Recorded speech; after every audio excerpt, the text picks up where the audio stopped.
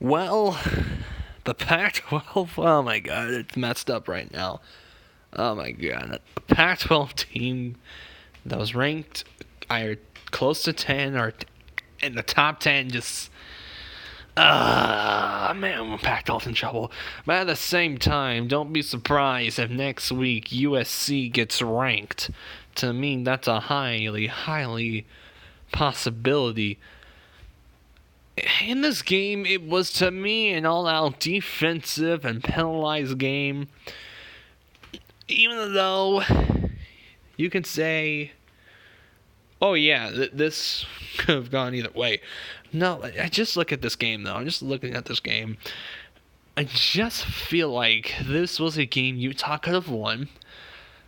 And now you just look at the Pac-12 now. It's somewhat of a mess. The Pac-12's not done yet.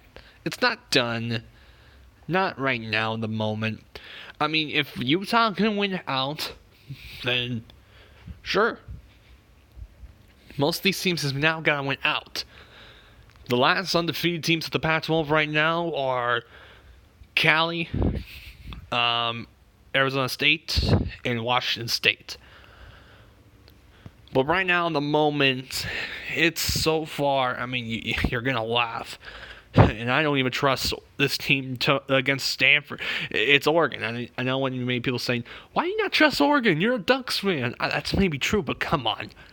When was the last time Oregon had a great road record?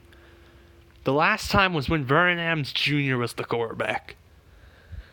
They've only lost, if you don't count the Alamo Bowl, even though the Alamo Bowl, many people say bowl games, championships, or whatever, it's an evil crowd, but come on. It was against TCU. It was in Texas. But if you don't count that, the last time the Ducks had like a regular season record, really great regular season road record, was with Vernon Adams, only one loss. But yeah, at this point, I don't know if I could trust them. But the Pac-12, even though in this game, this game does prove that even though USC did lose to BYU, there's still someone to be taken seriously for the Pac-12 South. Because think about it, they've beaten Stanford, who was ranked 25, Utah, who was ranked 10. Their next two games, they go to Washington, and it's at Washington. And that's not going to be an easy team to beat. Especially when they've only lost 2 home games the last, 3 years? 3 to 4 years. And then you got to go to Notre Dame. And then those next 2 games will be tough for USC. But I'll be so shocked if USC somehow, someway beats those teams. I'll be so shocked if USC beats Washington, and Notre Dame. I will be stunned. But in this game, it was, to me, an embarrassment for Utah. Because you are the favorites to win the Pac-12 South and the Pac-12. You're the favorites. And when a second-string quarterback goes down, a third-stringer that no one has ever heard of. I didn't even hear about this with third-stringer.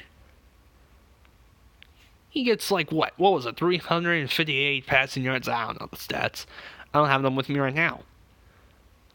I'll have to, who knows. But still, he had a great game for a third-stringer.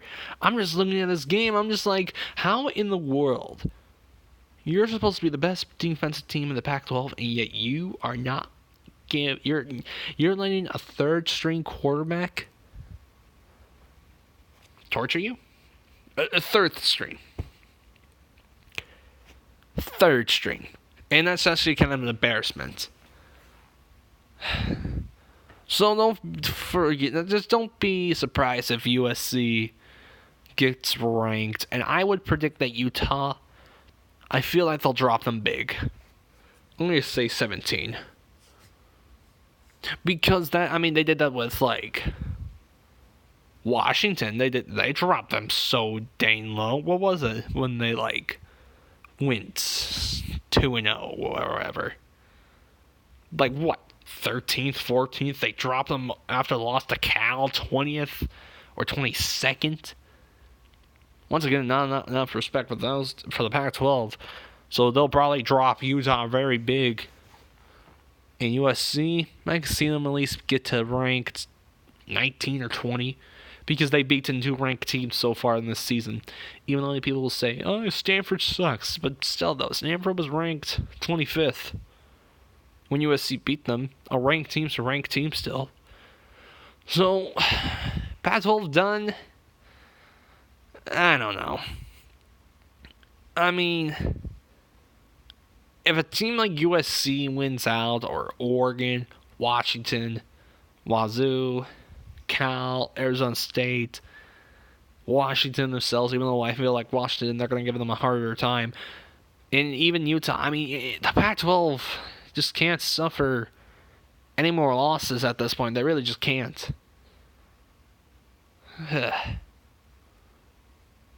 So I don't think the Pac-12 is done yet, but it's going to be a struggle. It will be a struggle for the Pac-12. Anyway, and I know some people are wondering, TJ, why have you been talking about this? We've been waiting for you to talk about Antonio Brown. First of all, I have a life outside of this channel. I have a life. What a shocker of 2019. It's more shocking than the Area 51 invasion. I have a life. And I was so... it was not even worth discussing. You serious? We saw this coming for Antonio Brown, but we just didn't know when it was going to happen. But I will make a video of him pretty soon. And hopefully it's the last godforsaken video. Thank God, Seattle, you didn't sign him. But anyway, Pac-12, I still don't think it's done.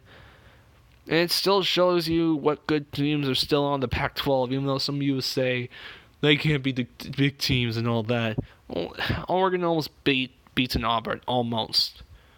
They could have. And then you got Arizona State beating Michigan State.